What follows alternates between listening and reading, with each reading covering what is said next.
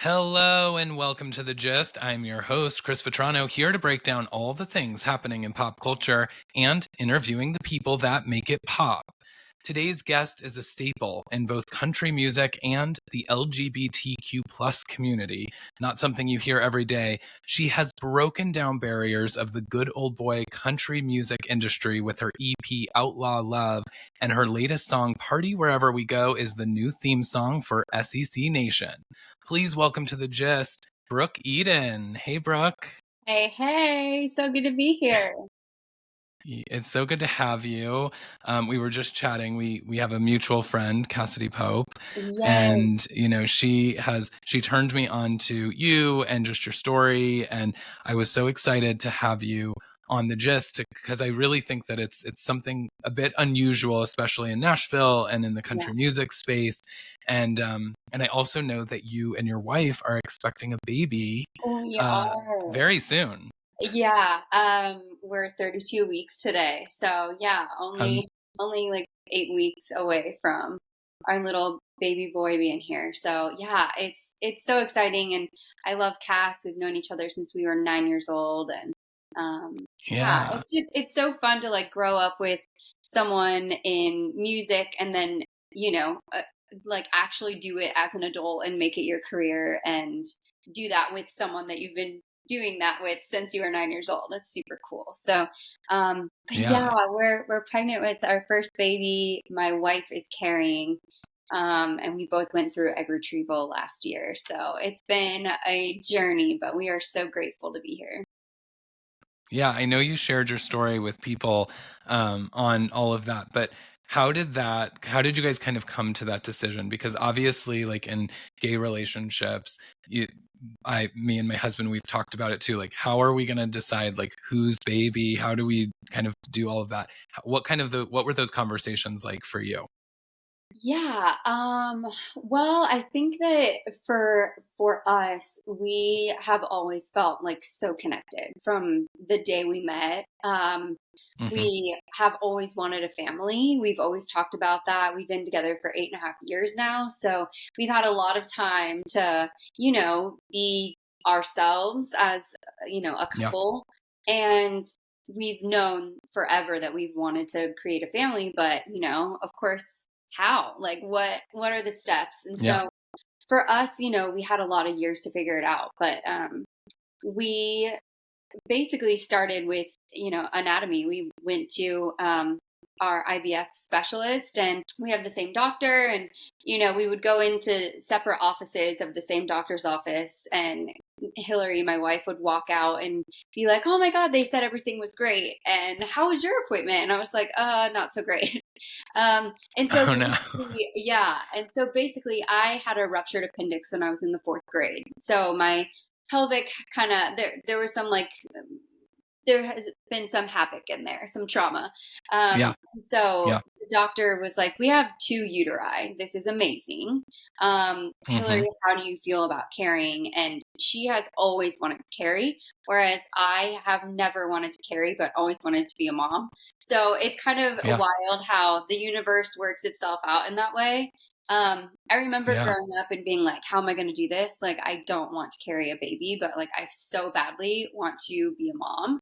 Um, and, the universe kind of just figured it out for me and met the love of my life. And life hack, marry your surrogate. uh, Yeah. but no, we both went through Yeah. egg retrieval, and basically we left it up to chance. We both went Hmm. through egg retrieval last year. We both got embryos. We have we have the same donor.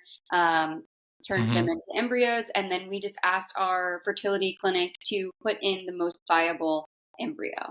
Um, so Okay. we ourselves don't actually even know whose DNA the baby was made from. And we don't really Oh care. wow. We're just excited to have a little one and raise him together, and, be his mamas. So, yeah, Yeah. that was our process. Um, the choosing a donor was like a whole nother process in and of itself. I'm sure. Yeah.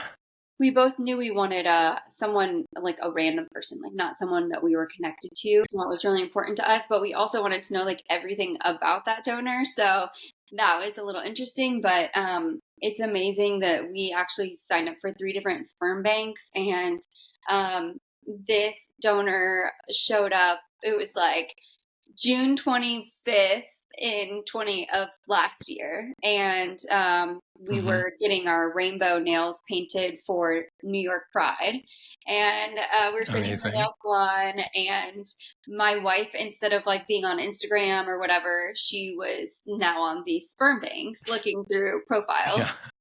and Nice.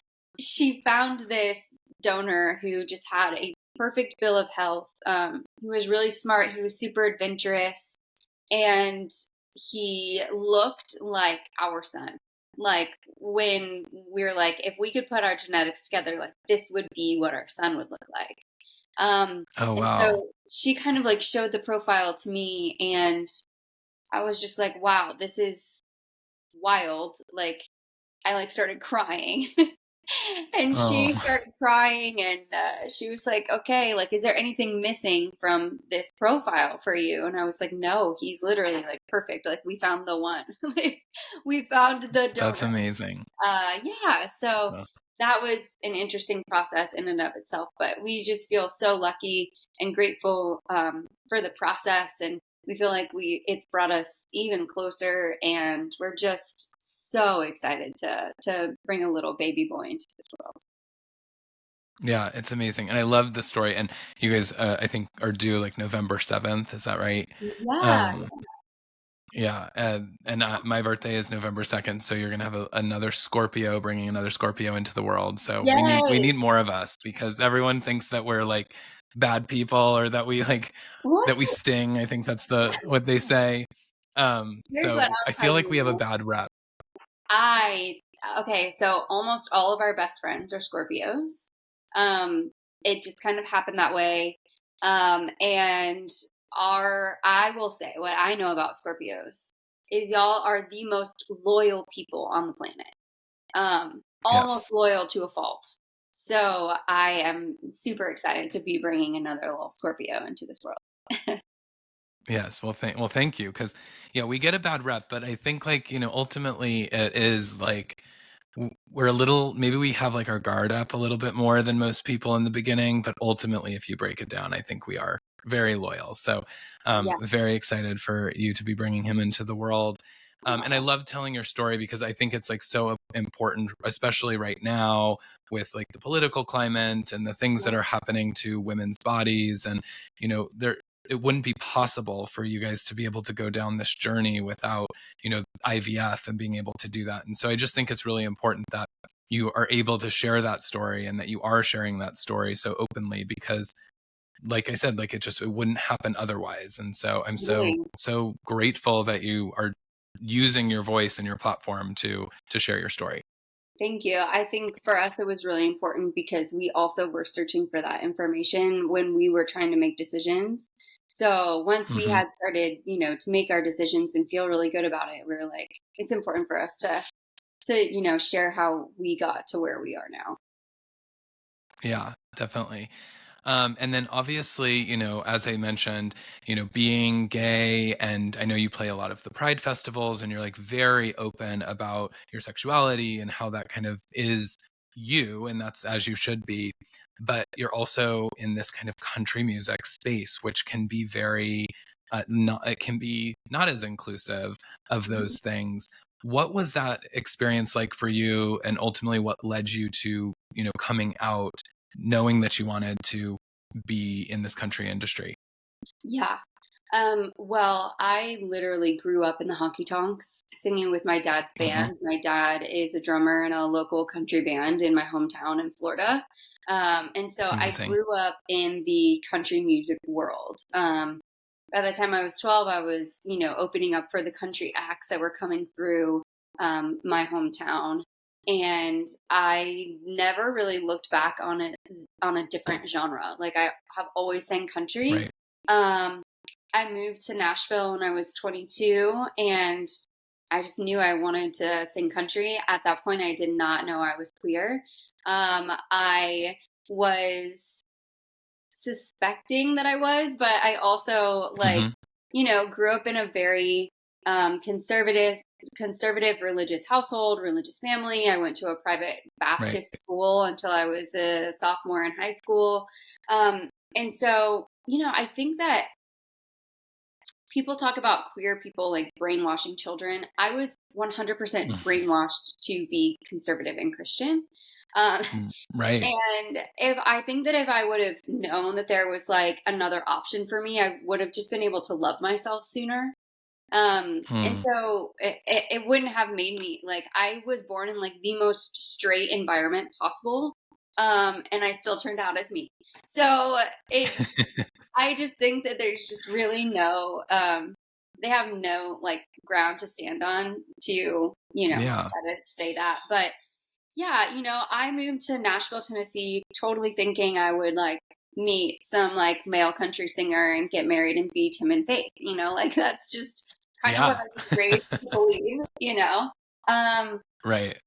and then I got here and I was dating some like male country singers and just like not Right. feeling the vibe and all the things. And so I was just like very focused on music. Like my life is music. I, dated guys my whole life and I just never felt like I would get married. I never felt that like in love feeling that I watched all of my friends have. And so I Mm. just kind of thought like, my goal is to, win Grammys and, CMA awards and like I kind of pushed like relationships and all of that to the side. So fast Yeah. forward to I got a record deal and a publishing deal and all of my dreams are coming true. And it's my very first week of radio tour where the record label puts you up and kind of pairs you with someone at the record label who takes you around to all the country radio stations and introduces you to country radio. And Right. that person that the record label paired me up with was my wife. So Amazing. I get on this tour bus to go on radio tour, and I meet this woman, Hilary Hoover, who was my rep and also like I was like, oh my gosh, I'm crushing so hard and this is so weird. And like, I Yeah. just, I like would have crushes on girls, but it was never anything that I was like, really felt like I was gonna, like follow up on kind of. I did have a Right. girlfriend before Yeah. I met Hill. But it was a very toxic relationship and it was like, okay, Mm. well, if this is what it's like to be with a girl, then and this is not for me, you know?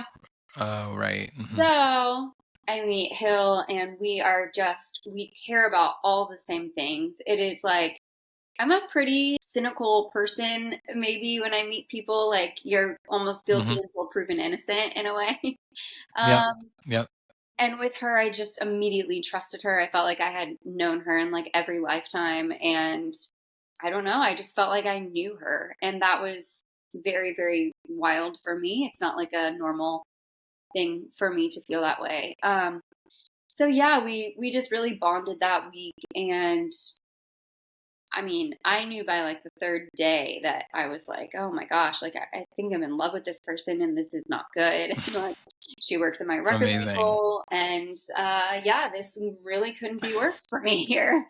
Um, and then 2 weeks later, she called me and was like, do you think our relationship is weird? And I was just like, I have never felt this way about someone in the sense that like, we're both very busy. Like we were both, Hmm. on the road nonstop, 5 days a week, most weeks, both of us. And Yeah.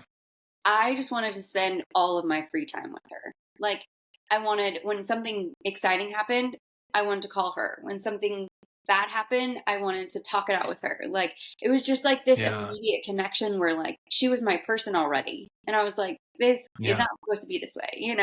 Um, well, turns out she felt the same way. And basically, we decided to just whatever Do it. was going to happen. And we're just going to have Yeah. to figure it out along the way because basically, like, we couldn't do life without each other at that point. And we've been together ever Yeah. I since. love that. Yeah. Mm. So yeah, at that point, it was very scary because obviously we had this just attraction to each other where it was so healthy, and it was so like we just wanted the best for each other. Um, Mm-hmm. and yet we didn't know what was going to happen. We didn't know like where this was going to lead. And turns out at that time, my record label found out about us and told us that Mm-hmm. we could not be in an open relationship if I wanted to keep my record deal and keep my career in country music. Basically, we had to be completely quiet, and they told us we could be in a relationship in our own house, and that's it. So, for me, here I am, like really in love for my first time. I want to shout it from the rooftops and write about it and Yeah. sing about it and talk about it on stage and talk about it to everybody. And I can't, like I'm feeling the feeling that most people get to feel at 16, except I'm an adult and these are Yeah. real feelings and I have to be completely silent about it. And so does she. And so Mm-hmm. that was really, really, really difficult. And we stayed And in the was closet. she was She she was, open? Was she out? Okay. she was Okay. out before we met. And then, So she once had to go back in the closet, kind of. exactly, which is also Yeah. not fun when your person is super hot and doesn't necessarily come off like, she's not like a stereotypical queer woman. And, Yeah. she's out on all these things with radio guys who are just like, oh, Hilary Hoover's Mm-hmm. such a hottie. And she can't even say she's in a relationship. So, Ugh. and neither could I. And that's really hard as an artist because, especially in country music, you are telling your truth. That's like what it's Mm-hmm. all about. It's all about your life and like authenticity, and country music Yeah. records in the truth. And here I was, you know, going on stage, talking to radio people, being in interviews like this one, and having to talk about my music as if it was about a guy. And that is just so Right. hard. Like, you're so afraid you're going to end up saying the wrong pronoun. God forbid. Mm. And basically, it just got to a point where I really felt like I was living two lives. I kind of went Mm-hmm. on stage more like robotically. It wasn't even very fun for me anymore. I was just like, this is my job and this is what I'm doing. And then I get to go home and be myself. And that manifested, my mental health manifested into my physical health, and I ended up getting really sick. I ended Mm. up with anemia and ulcers, Oof. and I actually had to get off the road completely and heal my Oh body. gosh. Yeah. Um, so it's really, really wild how, your mental health becomes your physical health, and, to live inauthentically for so many years. Um, Mm-hmm. it really takes a toll on your mind and your body. And so I ended up having to get off the road, and then 2020 happened and everyone was kind of off the road. And kind of Right. all the BS of the music industry and all the things that you're like supposed to keep up and, care about. All of that just became like, this doesn't even matter anymore. Right. And really, like, it became about, living your life like fully, because you never know, like it was just like live like you're dying almost. And Yeah. um, Yeah. I was reading a book by Glennon Doyle called Untamed, and Mm-hmm. she was talking about integrity and just like simply defined the word integrity as, a person being to the world who they are in their home. And I realized in that moment that I was Right. living my life with no integrity. I was making myself sick. I was keeping my person in the closet and not letting her live her life to the fullest. And I wasn't getting to live Right. my life to the fullest. Who am I doing this for? Like, this is just bad on all accounts. Like, there's nothing good coming from this. Yeah. And so it was just in that moment, I was just like, babe, I need to come out. And she obviously was so excited. She was like, it's about damn time. Yeah. Like, let's go, Yeah. babe. And then right after that, I like called my management, and then my management and I called my record label. And at this point, my record label had been bought up by BMG, which is just the most incredible work environment, label experience I've ever had. They really let artists be Hmm. artists and let us be ourselves. And so when I was like, hey, I want to come out, I want to, put music out, I want Hilary to be in music videos. Like, Yeah. I am a country artist through and through. And just because I'm gay, that doesn't make me not a country artist. And Right. um, I think that there are a lot of gay people who love country music, but have felt so excluded from it for such a long time because they didn't have anyone singing about their love. They didn't see anyone that looked like them. So they felt like, well, I don't belong. Right. And I felt that way. And I was just like, hold on. I actually have the opportunity right now to create that space for people like me. And I know Hmm. that there are so many people who grew up like I did on country music, loving Jesus, and love country, and are queer. And like, there Yeah. was no one there for us.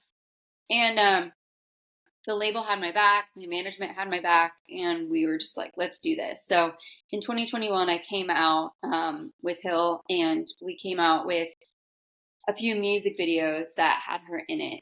And Hmm.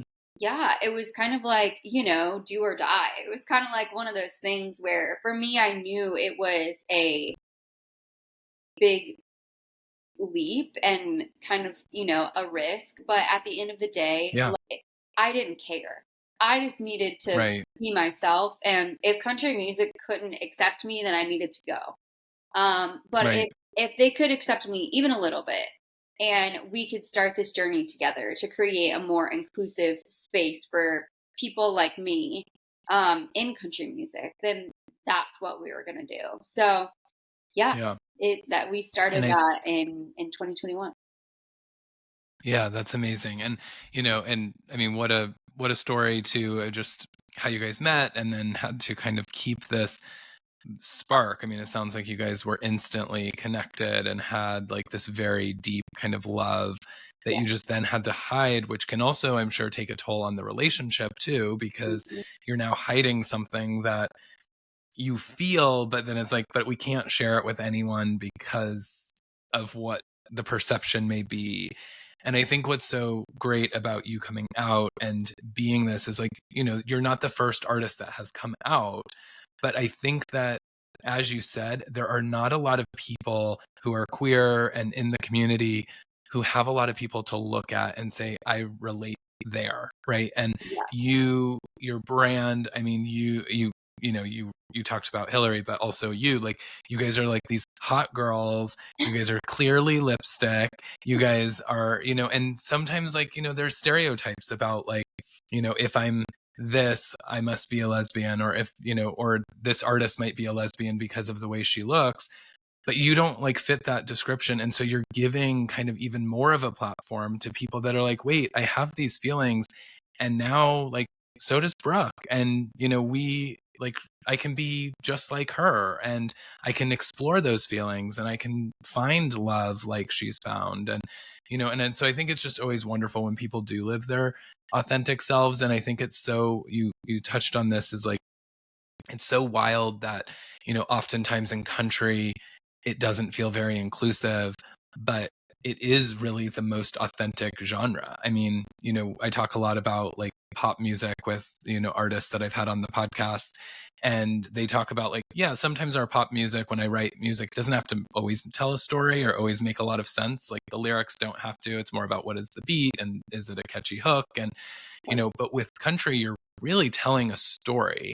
And if you're not telling your real story, then why are you doing it at all? And so I'm so glad that you're able to finally just like tell your authentic, real story through your music and the visual that comes with it. And now with even your personal life, sharing that you are having a baby. It's so amazing. Thank you so much. I feel really grateful to be in a time in country music where I feel safe to do this. I feel safe enough to be my authentic self and help with other queer artists to create this space where people feel safe being themselves, coming to a country concert, being in the country music world. Yeah, I feel really lucky to be in country music at this specific time. Yeah.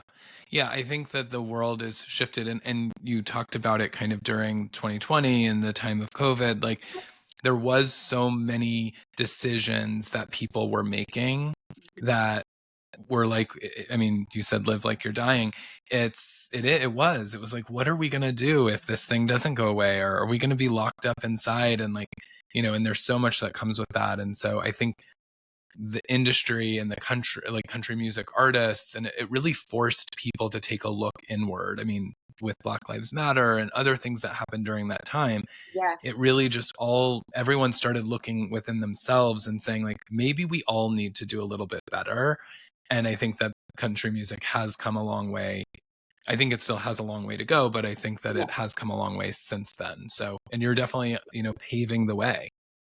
That's very kind of you to say. There are uh, more than a handful of us now that are here and queer in country music, Yes. and it's so exciting. It's exciting that I can walk into a room these days and know that there are other queer country artists who are trying to get their foot in the door, and like trying to get people to hear them, and they're hearing them, and Mm-hmm. it's just, I think, for inclusivity in general, in country music right now, there's a big leap toward, kind of country music to me is like, okay, we're in America. Country music is Mm-hmm. pretty innately American, and it should be a Yeah. reflection of our country. And right Right. now, it's not a reflection of our country. It's a reflection of white Yeah. straight people in our country. And so Mm-hmm. I think that we are very quickly moving forward. And like you said, there is Yeah. so much further to go. Yet we are so much further than we were 3 to 5 years ago. And so even Yeah. just that amount of time, which in the grand scheme of things is such a small amount of time, I've seen such a radical progression, mindset change, and just people opening up their hearts to be like, oh, okay, maybe I need to look at this again, um, Mm-hmm. and that's really hopeful for me. Yeah. Yeah. And you also don't even probably know how you're impacting people by telling your story. Because, we talked a little bit about like the IVF portion. And, obviously, again, like this is a big political year. And it's interesting. I've had conversations about, some of the views on women's bodies and abortion rights and things like that. And people don't even know that IVF plays a part in some of those same laws, and they just think they're hyper focused on abortion and Yeah, where they might stand on that. And so it's really interesting when you start to actually say, like, but that this also is impacted. And then when you start to take that a little bit further of like, hey, that person that wouldn't have their child if they didn't, like, if they weren't able to have access to these things. totally. And it really starts to open up minds, and people just like don't even think about it. And so again, like, you being able to share your story, it's going to touch people in all kinds of ways. And all you have to do is be you. And that's what's so beautiful about kind of like what you're doing.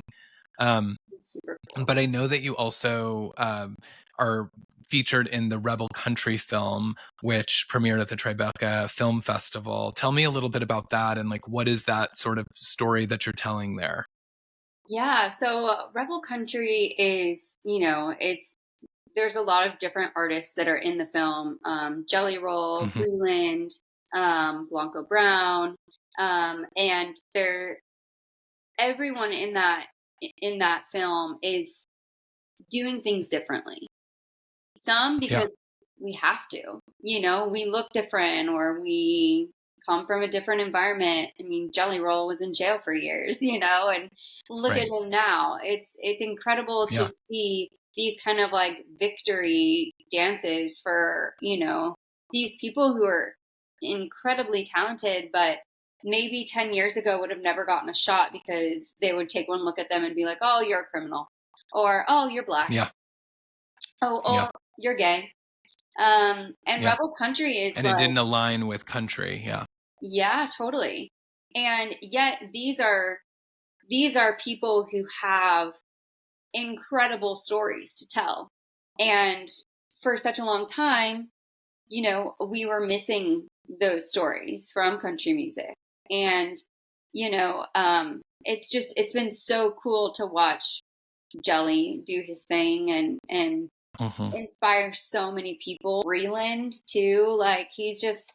a good Amazing. friend and just such a cool person. And it's really cool to see in this film kind of the rise. And Hmm. um it's a story of rebellion. It's a battle cry. It's these Hmm. people saying we're not going to stay silent anymore, um and look at us go. It's a really cool film. Yeah. I mean, it's also the story of you guys, even almost less rebels. Maybe it's seen as rebels, but really it's just like you guys paving your own way and changing the story and the narrative within country music, because all of you Absolutely. have a unique story that traditionally wouldn't have fit the country mold of what a country artist was.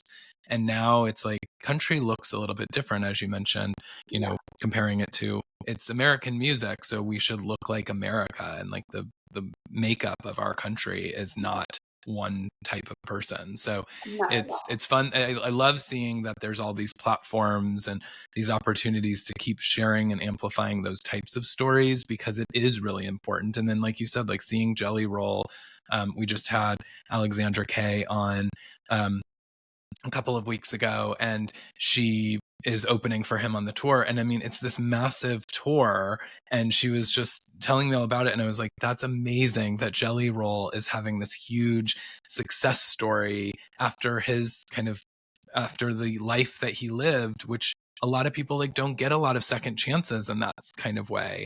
Totally. And so it's wonderful to kind of see that.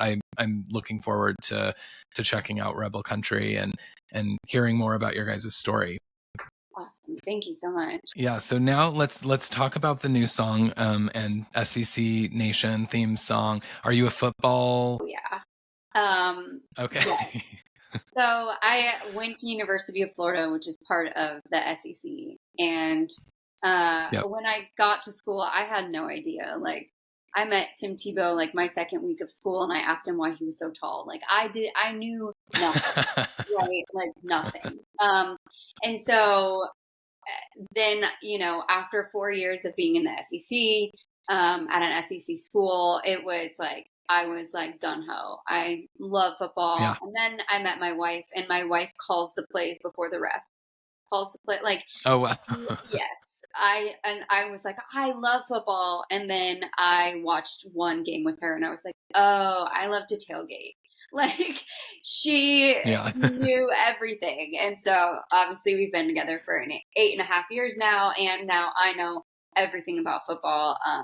Yeah, huge football fans. So Exciting. when we got this call for me to be the new voice of SEC Nation, it was like, just the alignment of it was super, super cool. Then they sent me Yeah. the song, and the song is just incredible. Fun. It's such a hype Yeah. song. Yeah, it's so fun. It Yeah. is the perfect tailgate song. Um, and it just felt like the perfect kind of full circle moment for me to get to do that. So yeah, it's been so fun. I got to go to the first Florida game at my alma mater, and got to Hmm. intro the song, and the first time that it played to open SEC Nation. So yeah, That's it's been super awesome. that's awesome. And are you more of a college football fan, or is it just like all football? I love football, like period. Okay. Yeah, for a long time I was like pretty primarily SEC, just because that's what I knew, and I knew Hmm. the teams, and um, all the rivalries and all that stuff.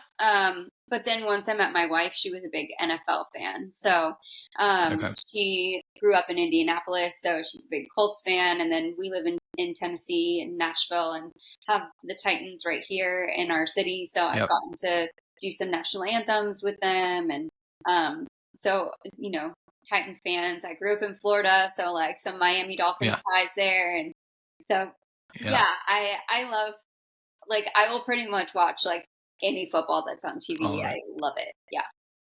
Yeah. So your weekends are pretty booked for the fall. Yeah, especially when it's like a little cozy outside and Oh yeah. yeah, it's super super fun. Some chili and some cinnamon rolls and some football. It's super fun.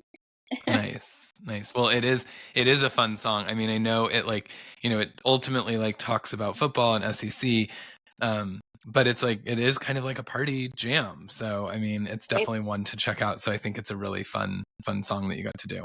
yes, I agree. It's a total party jam. Yes, absolutely. So tell us now kind of like what's next for you. Obviously, the EP came out last year.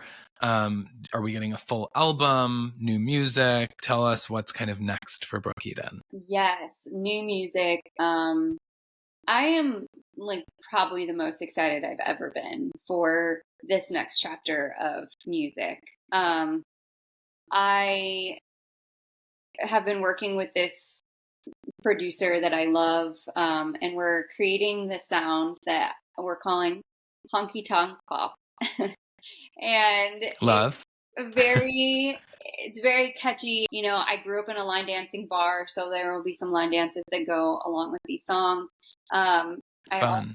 Yeah. I also, one of my favorite songs I've ever gotten to be a part of writing, it's called Kissin' for the Cameras. And that is a next part of this journey in this chapter as well. So I have a group of songs, and I don't know if it will be an EP or an album or singles or how we're going to do it yet, but Yeah. I am so excited. I debuted two of the songs at a UK country festival that I played 2 weeks ago.